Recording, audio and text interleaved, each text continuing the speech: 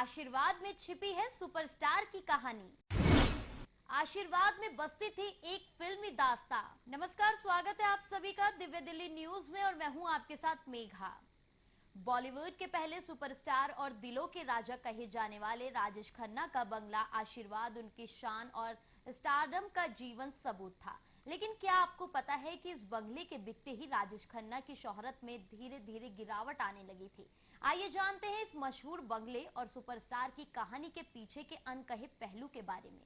आपको बता दें कि राजेश खन्ना को बॉलीवुड का पहला सुपरस्टार माना जाता है। उन्होंने जिस शोहरत का दौर देखा वह फिर कभी किसी कलाकार के हिस्से नहीं आया। लगातार 15 सुपरहिट फिल्मों की सफलता हासिल करने वाले राजेश खन्ना का बंगला आशीर्वाद उनके करियर का एक महत्वपूर्ण प्रतीक था। इस बंगले को खरीदते ही उन्होंने सुपरस्टार की पहचान बना ली थी। लेकिन इसी बंगले को बेचने के बाद उनकी बुलंदी की राह धीरे धीरे ठंडी पड़ गई और वह शोहरत खोने लगे जो कभी उनके नाम की शान थी। इस बंगले से जुड़ी एक यह कहानी उनके सितारे की चमक और उसके डूबने का एक अनोखा साक्ष्य है। राजेश खन्ना ने अपने फिल्मी करियर की शुरुआत 1966 में फिल्म आखिरी खत से की थी, जो 1968 में भारत की पहली आधिकारिक अकादमी एंट्री बनी। इसके बाद उन्होंने 1969 से 1971 के बीच आराधना से लेकर हाथी मेरे साथी तक लगातार 15 सुपरहिट फिल्में दी।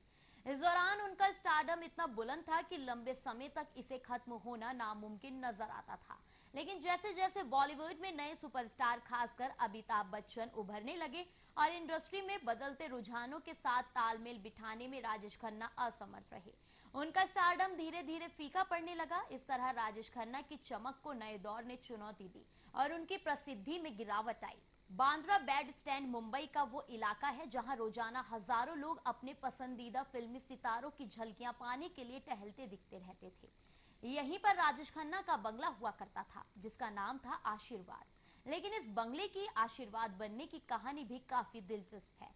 राजेश खन्ना से पहले ये बंगला बॉलीवुड के स्टार रहे एक्टर राजेंद्र कुमार के नाम था। राजेंद्र कुमार ने साल 1957 में मदर इंडिया और 1959 में धूल का फूल जैसी फिल्में की और काफी नाम कमाया। इस समय राजेश कुमार सांता क्रूज नाम की जगह पर किराए पर रहते थे। लेकिन करियर की गाड़ी चल निकलने के बाद अच्छी जगह शिफ्ट होने का मन बना लिया। इसी दौरान एक ब्रोकर ने उन्हें कॉटर रोड का एक बंगला दिखाया। ये बंगला समुद्र की ठंडी हवाओं से भरा रहता था। राजेंद्र कुमार को ये बंगला पसंद आया और उन्होंने 65,000 रुपयों में इसे खरीद लिया। तब इस बंगले को भूत बंगला के नाम से भी जाना जाता था। लेकिन राजेंद्र कुमार ने इस बंगले का नाम अपनी बेटी के नाम पर डिंपल रखा। इस बंगले को खरीदते ही राजेंद्र कुमार की किस्मत चमक गई और रातों रात स्टार बन गए। राजेंद्र कुमार जब शोहरत के चरम पर पहुंचे तो उन्होंने एक और घर लिया और वहां शिफ्ट हो गए। लेकिन राजेश खन्ना का स्टारडम यहीं से गिरावट की रफ्तार पकड़ने लगा था। राजेश खन्ना के जीवन के अंतिम समय में उनकी लोकप्रियता में गिरावट आई थी। वे शराब के नशे में घर पर अकेले समय बिताना पसंद करते थे। उनके करीबी दोस्त पत्रकार अली पीटर जॉन अक्सर राजेश खन्ना के अपनी घटीती प्रसिद्धि से संघर्ष के बारे में लिखते थे। उनके करीबी दोस्त पत्रकार अली पीटर जॉन अक्सर राजेश खन्ना के अपनी घटती प्रसिद्धि से संघर्ष के बारे में लिखते थे।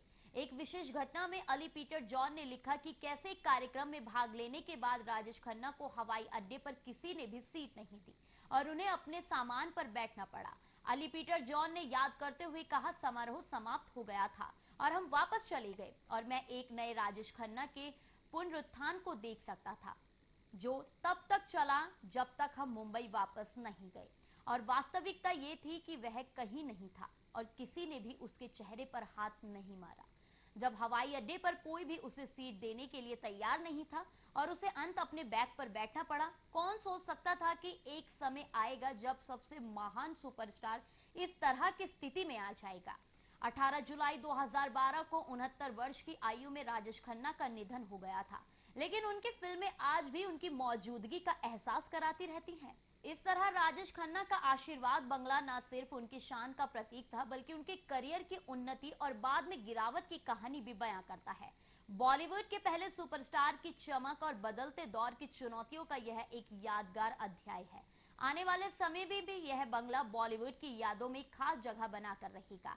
हम उम्मीद करते हैं कि राजेश खन्ना की कला और उनकी फिल्मों की चमक हमेशा दर्शकों के दिलों में बनी रहेगी। इसी तरह की बॉलीवुड से जुड़े हर अपडेट्स को जानने के लिए देखते रहिए दिव्या दिल्ली न्यूज।